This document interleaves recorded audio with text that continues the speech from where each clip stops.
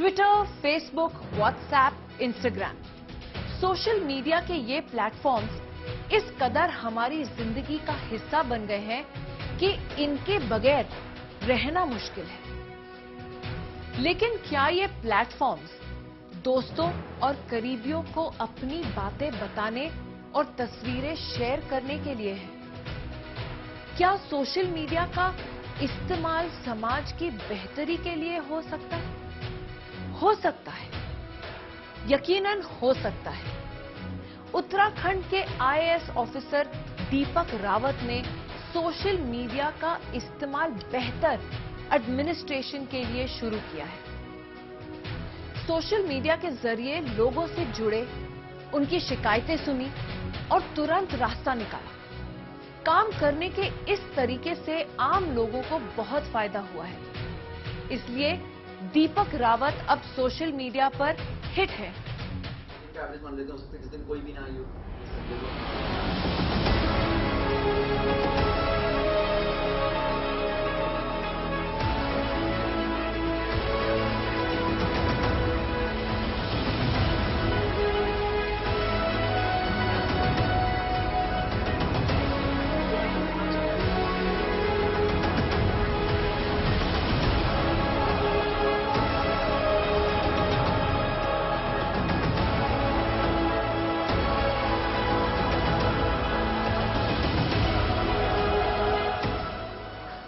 मेरे बिछड़े चमन तुझ पे दिल कुर्बान, तू ही मेरी आरज़ू, तू ही मेरी आबरू, तू ही मेरी जान। ऐ मेरे प्यारे वतन, ऐ मेरे बिछड़े चमन तुझ पे दिल कुर्बान। सरकारी दफ्तरों में शिकायतें, उससे जुड़ी हुई फाइलें और उन पर चढ़ने वाली धूल, ये एक आम नजारा मालूम होता है। इन सभी समस्याओं का समाधान जाहिर सी बात है एक लंबा वक्त लेता है। लेकिन आज हम आपको एक ऐसे आईएएस अफसर से मिलवाने वाले हैं जिनके पास समस्याएं तो खूब सारी हैं, लेकिन उनका समाधान सालों में नहीं, महीनों में नहीं, बल्कि चंद मिनटों में मिल जाता है। आइए जानते हैं कैसे। नमस्ते, मेरा नाम दीपक रावत है और मैं 2007 बैच का आईएएस ऑफिसर हूं और मेरा कैडर उत्तराखंड है। करंटली मैं कुमाऊं मंडल में as a divisional commissioner posted हूं। इसके अंदर 6 जिले आते हैं। जिस देश में लोग आराम तलबी के लिए अफसरशाही लफ्ज का इस्तेमाल करते हैं, जहां लेट लतीफी अफसरों की पहचान बन गई है, उस देश में दीपक रावत जैसे अधिकारी भी हैं जो सिस्टम की सुस्ती भगाने के लिए नया प्रयोग कर रहे हैं।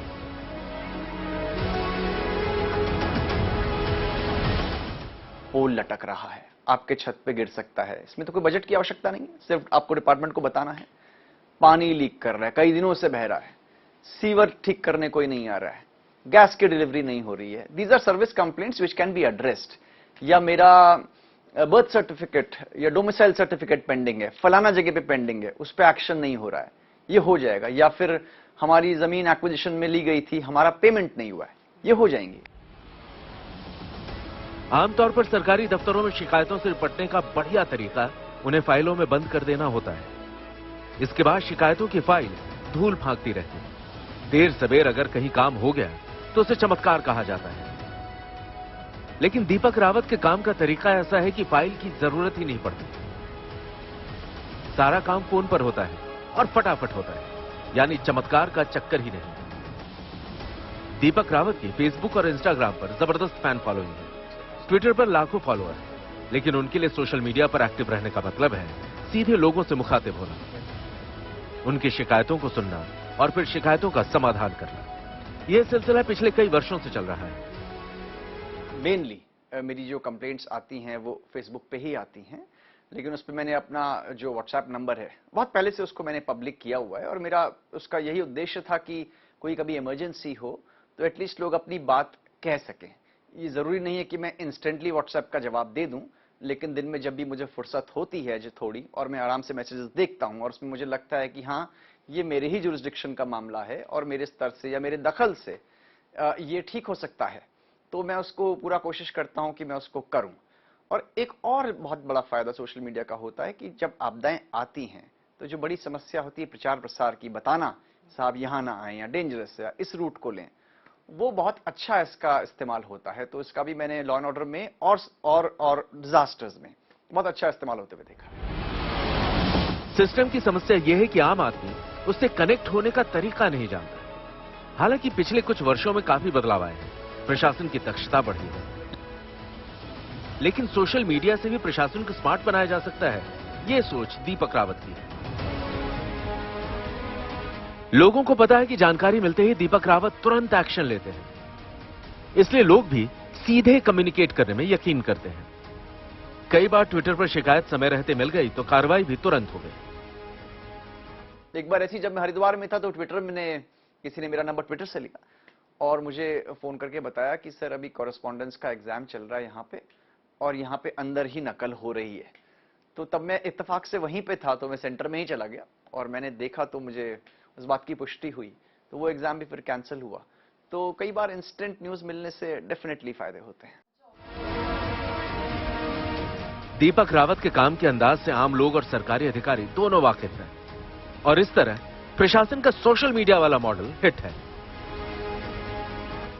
मैं दिन में एटलीस्ट 2-3 बार ध्यान से देख लेता हूं, जब मुझे कोई डिस्टर्ब ना कर रहा हो। उस दौरान मैं ये भी एक तरह से फिल्टर कर लेता हूं कि ये अर्जेंट प्रॉब्लम्स हैं, इनको सुना जाना चाहिए। सोशल मीडिया के इस्तेमाल और उसके दुष्प्रभाव पर अक्सर चर्चा होती है, लेकिन दीपक रावत ने साबित किया है कि यह प्लेटफॉर्म जन सेवा के लिए कारगर साबित हो सकता है। अगर लोगों का भला होता है तो फेसबुक, ट्विटर और व्हाट्सएप का इस्तेमाल अच्छा है। दीपक रावत ने यह संदेश भी दिया है कि प्रशासन के परंपरागत तरीकों के साथ साथ नए रास्तों की खोज भी होनी चाहिए। नई चीजों को लेकर दीपक रावत में जो उत्सुकता बचपन में थी वही आज भी है। ये उत्सुकता ही कुछ नया, कुछ बेहतर करने की प्रेरणा देती है।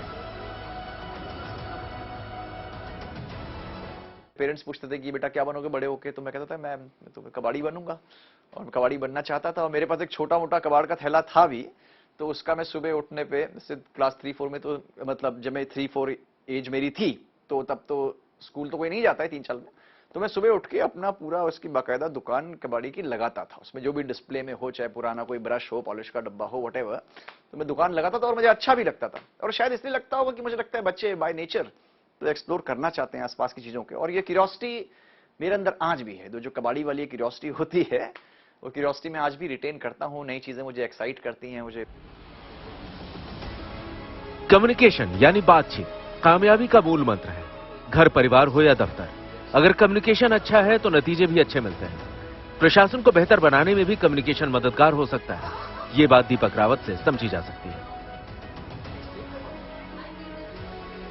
करार करके हमें यूं न जाइए, आपको हमारी कसम लौट आई। बेकरार करके हमें यूं न जाइए, आपको हमारी कसम लौट आई। सिस्टम को उसके हाल पर छोड़कर आराम से नौकरी करने का रास्ता दीपक रावत के सामने भी रहा होगा, लेकिन आज उनकी चर्चा इसलिए है क्योंकि उन्होंने सिस्टम में सुधार की कोशिश की। सोशल मीडिया का बना बनाया मंच मौजूद था, उन्होंने उसका इस्तेमाल शुरू कर दिया।